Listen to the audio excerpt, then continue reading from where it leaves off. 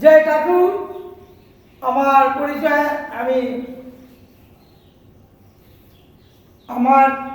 আমি শ্যামকৃষ্ণ সারদা আশ্রম থেকে বলছি। কাস্টসাংড়া দক্ষিণ পাড়া খোসালপুর আমতা হাওড়া থেকে। পরিবাজন সত্যস্বরূপ আনন্দ। আমার বর্তমান বয়স ৭৫। আমার যখন 10 বছর বয়স ছিল, বেলুড় রামকৃষ্ণ মঠ হাওড়া থেকে স্বামী বীরেশানন্দ প্রভু মহারাজের কাছ থেকে দীক্ষিত। রামকৃষ্ণ মন্ত্রে মা সারদা দেবীর উপরে উনি রামকৃষ্ণ বিবেকানন্দকে দক্ষিণ ভারতের লোক, তিনি অনেক ভাষা জানতেন, বাংলা তো অতি অবশ্যই।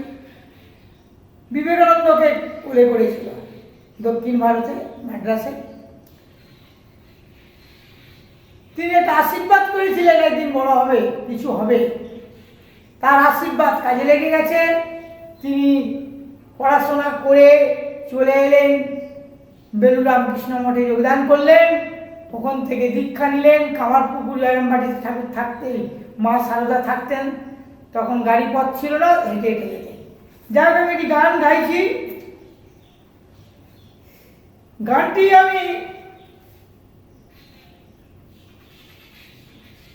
যদি বা আমার প্রিয় গান, সেটা আমি এখন গাইছি না।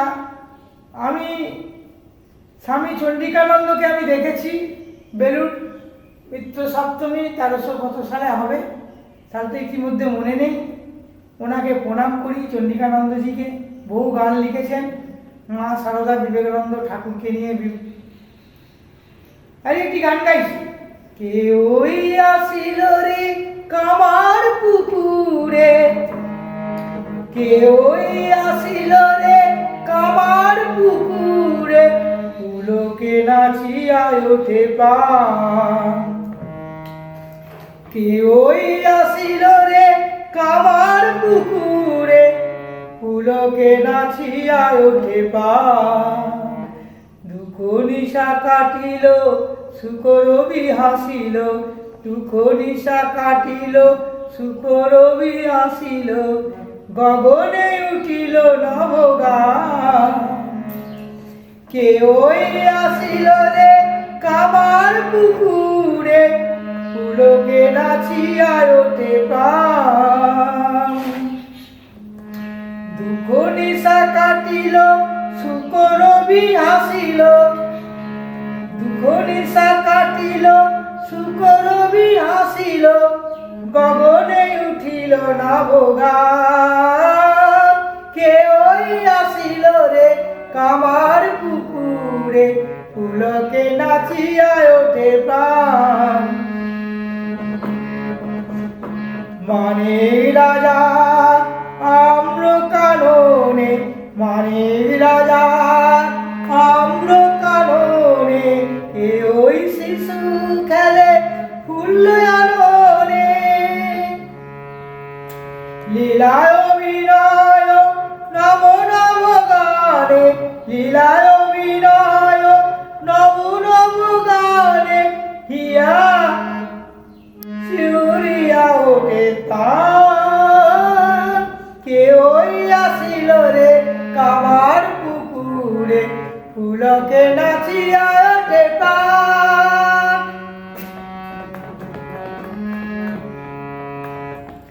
কত গানে গানে আমিও কথায়, কত গানে গানে আমিও কথায়, পলকেতে পরানো মাথায়।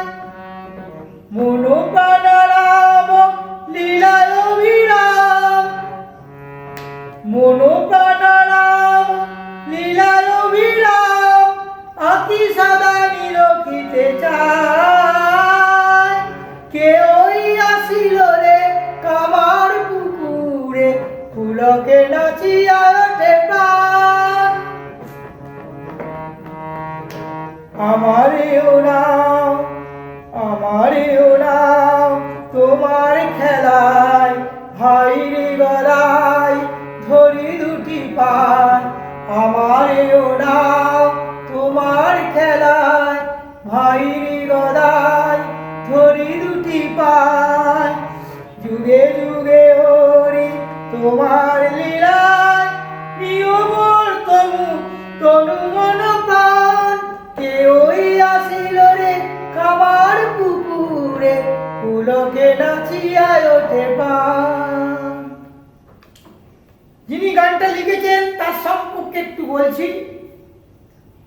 উনি আমাকে একটি বই উপহার দিয়েছেন, স্নেহ উপকার। যখন বেলুড় মঠের শ্যামকৃষ্ণ মন্দিরের মূল দরজার সামনে আমি দাঁড়িয়ে আছি, মূল মন্দিরের সম্মুখে, খুবই তখন ছোট ছিলাম, তখন 10-12 বছর বয়স, 16 বছর। তখন তিনি আমাকে প্রণাম করলুম, আমি ওনাকে। আমি ভাবলাম রবীন্দ্রনাথ ঠাকুর। রবীন্দ্রনাথ ঠাকুর তো আমরা দেখিনি, কিন্তু রবীন্দ্রনাথ ঠাকুরের মতো দাঁড়িয়ে বাড়ি রেখেছেন। প্রণাম করতে ইনি 5 ফুটের মধ্যে আছে, ছিল 5 ফুটের, হয়তো কম হতে পারে, বেশি হয়তো হবে না।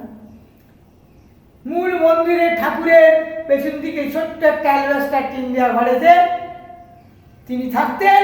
আমাকে নিয়ে গেলেন প্রণাম করতে। দেখি হারমোনিয়াম তার বিছানায় রয়েছে। যে স্বামীজি মহারাজ, আপনি কি গান করেন? হ্যাঁ। গান শিখবেন? গান শিখবো। কিন্তু শেষে আর হলো না।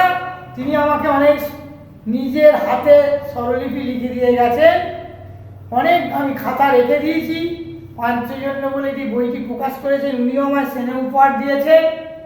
এই পর্যন্ত। এরপরে আমি আরও কিছু জানবো, বলবো স্বামী চন্ডিকানন্দের সাথে। আজ এই পর্যন্ত বলছি, এরপরের গান গাইব।